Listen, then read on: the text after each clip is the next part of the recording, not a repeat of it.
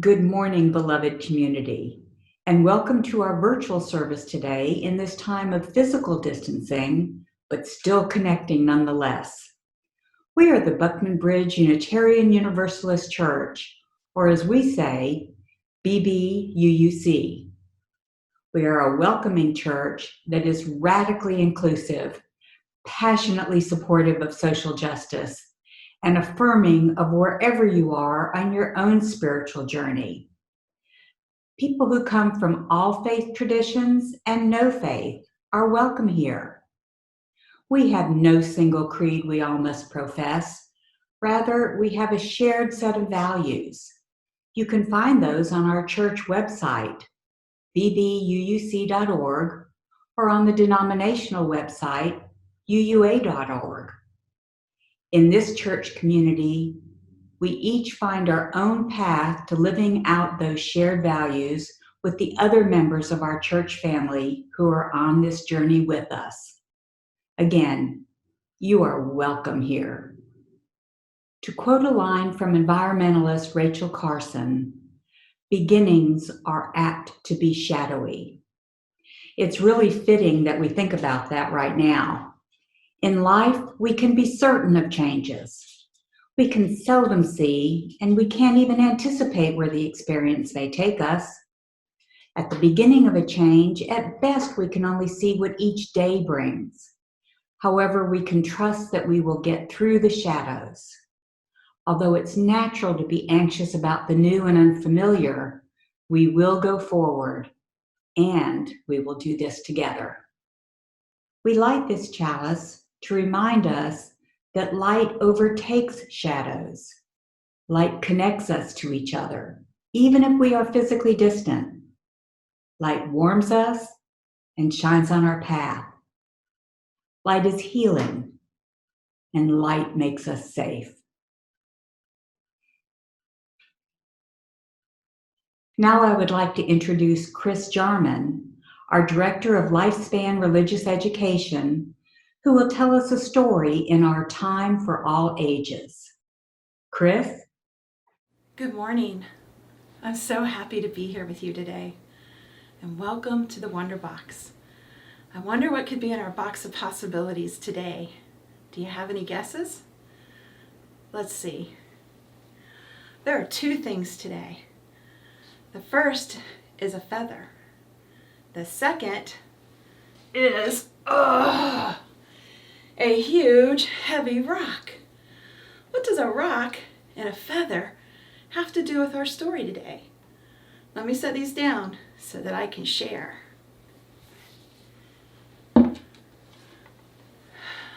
Once upon a time, there was a king and a village boy living next to a beautiful mountain.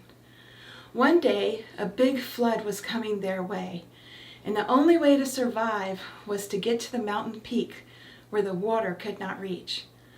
The village boy and the king both packed up their stuff and started up the big hike. The boy had no belongings. He was light like a feather. But the king could not let go of his gold and jewelry.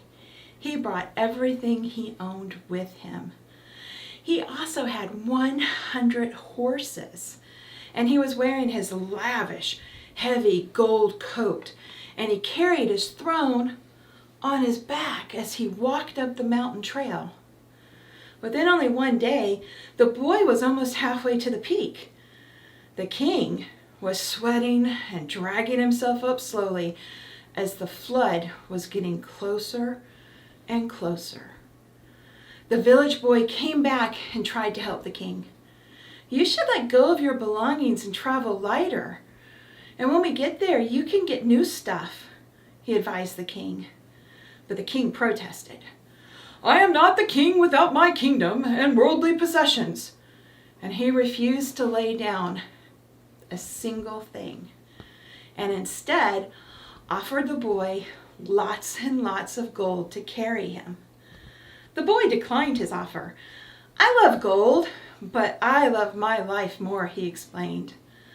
On top of the mountain, there is a new village where the gold does not matter, but the flowers do, and everyone is as rich as their heart, and they are the kings of their own kingdom. Well, the flood was nearing, and it was time to go. The boy ran ahead of the king as he continued to slowly drag himself and all his possessions up the mountain. Finally, the flood reached him, and he drowned, along with his kingdom. Meanwhile, the village boy was safe at the peak, where he found his new home amongst the flowers, and he ended up living happily ever after. I wonder if you've ever found yourself carrying things that were not useful to you.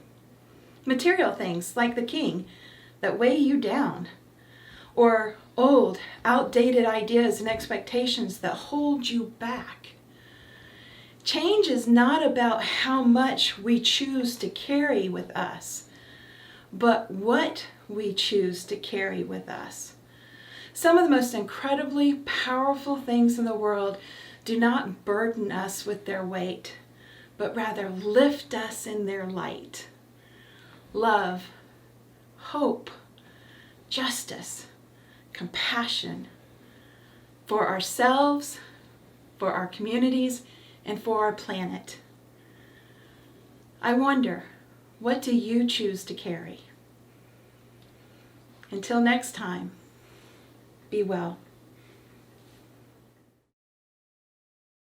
From the corners of our city and beyond, we join together on this technology platform to do what we do as a church family, celebrate the personal joys that give meaning to our lives, and also share those concerns that come into our lives as we go through these challenging and uncertain times. Indeed, together we are stronger. A candle of joy from Myrna and Don Kay, who happily announced the birth of another great-granddaughter on April the 8th, Gemma Elizabeth W. She was born in Nashville to their granddaughter, Jessie. Gemma's middle name of Elizabeth honors Jessie's mother, who passed away 7 months ago. To quote Carl Sandburg, "A baby is God's opinion, the world will go on." A candle of joy for Eileen and Brantley M., who are celebrating an anniversary this Tuesday, the 21st. And another candle of joy to Stacy A. and Dave F., who are celebrating their anniversary the next day on the 22nd. A candle of joy to celebrate a happy birthday to Joanne C. on April 20th. And a candle of joy for David R., who continues to recover at home in St. Augustine. We light a candle of concern for all in our community during this time of physical isolation. If you know someone who might be struggling with this, please call them and let them know they are not alone. A candle of joyous gratitude for all healthcare workers and those people considered essential workers who provide those services we all depend on. A candle of condolence for John G. and Ken W., who lost their longtime feline companion, Brindle, this week. Karen and Ken G. have both the joy and concern for their son, John, in Ohio. The joy of his positive response for the past 10 months for his chemotherapy and radiation treatments, and concern for side effects, one of which recently landed him back in the hospital, and they're monitoring him for metastasis. And we light our last candle for those joys and concerns that remain unnamed in the still, quiet place of our hearts. We are trying to navigate our collective challenges by redefining so many things now, things that we've always understood in one way. Many people are working remotely for the first time, while others are on the front lines in this pandemic because their jobs are essential. Parents are now homeschool teachers, and packed calendars give way to more simple forms of activity and fun because the usual outlets are no longer available to us. The list of adaptations goes on and on. and can be unsettling. However, how we choose to focus on these changes is what we breathe life into, be it shadows or sunshine. I invite you to take a moment of quiet to reflect on the opportunities you have to make your choice every new moment of the day.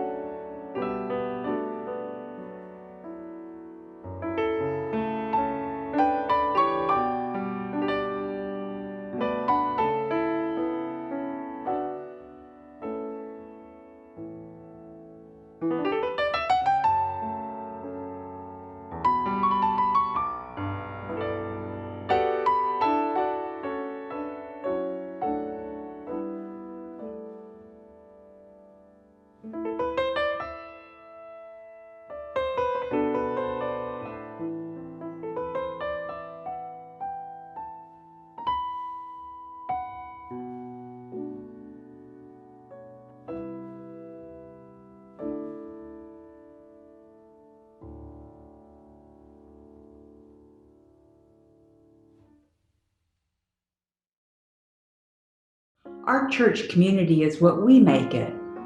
During this time, we are especially reminded that BBUUC is more than a building, as wonderful as ours is. It is each of us who make up this congregation, members and friends. Whether we gather in person or in spirit, we remain focused on our mission. We can't pass the plate in person. However, we can accept your virtual offering via the church's PayPal Giving Fund link on this YouTube page. Today's offering will go to our operating fund, which supports our shared values and vision. It maintains our buildings and grounds and our staff. Please give what you are able to share. In addition to the plate offering, please continue to fulfill your pledges, which support the budget we adopted last year. On behalf of this church, which is the people, we thank you for your generosity. Reverend Carmen Emerson is serving as the affiliated community minister for BBUUC, which means her ministry happens out in the larger community of Jacksonville. She is a chaplain resident with the palliative care team of Baptist Healthcare System downtown campus. She's been a UU since 1990 and was ordained in 2010 and has served congregations in New Mexico, Pennsylvania, and Tennessee. She and her husband Jim moved to Florida to create their family of choice near friends they've had for 30 years here in Jacksonville and other nearby North Florida cities. Reverend Carmen, the pulpit is yours. Good morning, friends. Reverend Carmen Emerson here. I'm glad to be with you this morning in spirit and looking forward to the time when we can be together again in body, but commend all of us for helping to ease the struggles of people among us by staying home and keeping other people safe. I work at a hospital as a chaplain, and so I know how hard those frontline folks are working to take care of people, and it does matter that we are staying put, staying home, giving people a fighting chance. So thank you for those loving efforts. This morning I want to lead us through a contemplative meditation in two parts. The first part I call We Remember. The second part I call We Imagine. And what I want to do first is lead us through a meditation that is found in the Lifting Our Voices supplement to our hymnals. If you have a copy of it, it's a maroon-colored book called Lifting Our Voices. It's a book of very profound readings. And there's one that I find myself turning to again and again as I navigate this place between what I'm remembering and what I'm imagining. And so it seems like our memories will help us really understand what is important to us, what we cherish, what we want to make sure is a part of our collective future, and the things that we want to make sure maybe we don't take into that future. And so I'm going to slowly read this meditation. Your part of it will be simply to say the words, "We remember." I want to acknowledge that doing worship this way, by computer screen, by smartphone screen, is hard. It's new. It's an adjustment. I commend all of those who've been working so hard at Buckman Bridge to make it happen. It feels weird to look at a camera and talk for most of us. And so when you say the words, "We remember," if you're more comfortable doing that, then please just close your eyes, say them silently to yourself, imagining as you do all of the voices you're familiar with saying those words, joining you in saying those words, "We remember." It is the power of those collective voices that gives we the meaning that that word carries. So again, I will read the verse. Your refrain is "We remember," and you may say it aloud, you may say it silently, you may look at the screen, you may do it with your eyes closed. This is about you being comfortable and participating at your comfort level. So I think it will be obvious when it's your time to join in, but in case you need help with that, I'll just extend my hand as an invitation for you to join those words, okay? Thank you. Here we go. When death comes suddenly, taking just one friend, or in a magnitude beyond our comprehension, in horror and in disbelief, we remember. When bright and innocent lives are cut short without warning or mercy, in agony and in outrage, we remember. When a long life closes with honor and thankfulness, in reluctant submission and gratitude, we remember. When bereavement and loss seem to be everywhere we turn, and the world goes dark, in emptiness and in pain, we remember. When help and comfort must be given to the afflicted, and the work of our hands is needed, in duty and sacrifice, we remember. When arrangements must be made and the severed threads bound up, in ritual and custom, we remember. When it feels that nothing matters and life as it once was seems distant and unreal, in sorrow and numbness, we remember. When grief comes upon us in waves, and the helpless heart overflows in sadness and aching tears, we remember. When words at last become meaningless, and the only peace lies inward, in silence and solitude, we remember. When communities come together, and the hurt is shared, in mutual comfort and consolation, we remember. When a strain of music or a familiar image brings a gentle, wistful smile in tenderness and nostalgia, we remember. When the Spirit of life beckons us to lift our eyes to all that remains true and good, in dedication and trust, we remember. When the lessons of mutual help and understanding taught us by tragedy live on in us to bless the world, in love and kinship, we remember. When we come to honor those we have lost by learning to cherish more dearly those around us, in generosity and in gratitude, we remember.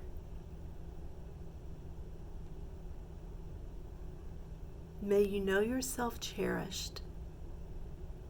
May you take the time to tell those you cherish how much you love them and how much they mean to you. We'll pause for a moment as we move to the second part of this service. After memory comes imagination. So in just a moment, we'll consider together the things that we can imagine about our world moving forward.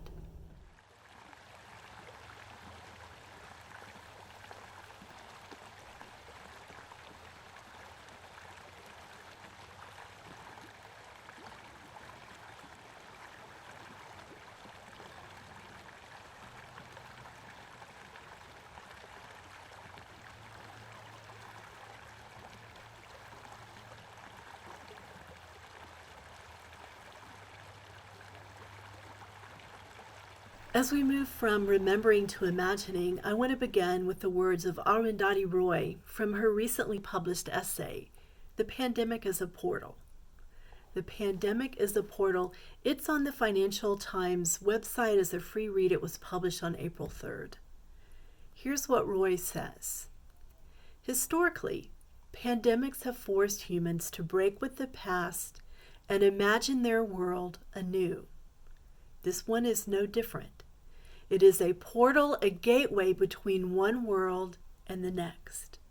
We can choose to walk through it, dragging the carcasses of our prejudice and hatred, our avarice, our data banks and dead ideas, our dead rivers and smoky skies behind us.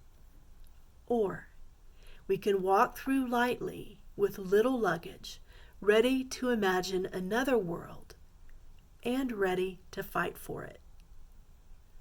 I want to share that I found Roy's words reassuring because in the range of emotions that I've been experiencing since this pandemic began, I have actually experienced glimmers of hope that things will be different, that things could be different on the other side of this collective experience. We are witnessing amazing things in the ways that people are taking extra good care of one another, especially the most vulnerable among them, encouraging one another, inspiring one another. People are so clever and creative and committed. People are committed. We're witnessing amazing changes in the earth too, a decrease in pollution, a shift in the actual movement of the earth. Can you imagine if we brought just these two things with us through the portal? One, a newfound understanding of what it means to truly love our neighbors as ourselves, and two, a newfound understanding of what altering our behavior means, the changes that brings around the globe. We are that powerful. We are that powerful. The question is, can we imagine using our individual and collective powers for the benefit of all of us? And who's part of our us? When Roy says we must move lightly through the portal of this pandemic into a new world, what she's really asking us to do is consider what we're willing to let go of, what we're willing to sacrifice for the sake of a better world, the one we're having a chance to see right now, even through our pain and fear and heartache. Maybe what the real question is what am I willing to let go of? What am I willing to sacrifice for the sake of a better world? What am I willing to do to move more lightly through the portal of what has been and what yet might be? I invite you to think about these things too, not only this morning, but after we close the service, as you go about your new normal routines. As a Unitarian Universalist, consider how you would finish this sentence. I imagine moving lightly through the portal into a new normal. As I imagine a new normal, here are the things I am willing to let go of. As I imagine a new normal, here are the things I am willing to fight for. May you find inspiration in the tender, fierce, and loving care you are offering to and receiving from one another. May you find inspiration in the very creative ways we're finding to stay connected and informed and in touch and hopeful about what may yet come. May your memories be of comfort and encouragement, and may your imaginations run wild with possibilities about the new normal that we will have a chance to create, to share, to sustain together. We remember and we imagine, and that is the beauty of our humanity. May it be so. May we be so. May we be the people who move lightly into a new normal. Blessed be, and amen. As we extinguish the chalice, I invite you to listen to these words. May you find peace in the sunshine and the shadows. May you bend with the winds of hardship and uncertainty, but never break. May you meet all that comes into your life with grace, compassion, and kindness. May you ever reach upwards towards the stars. Our worship has ended. Now, let your service begin. Go in peace. Namaste.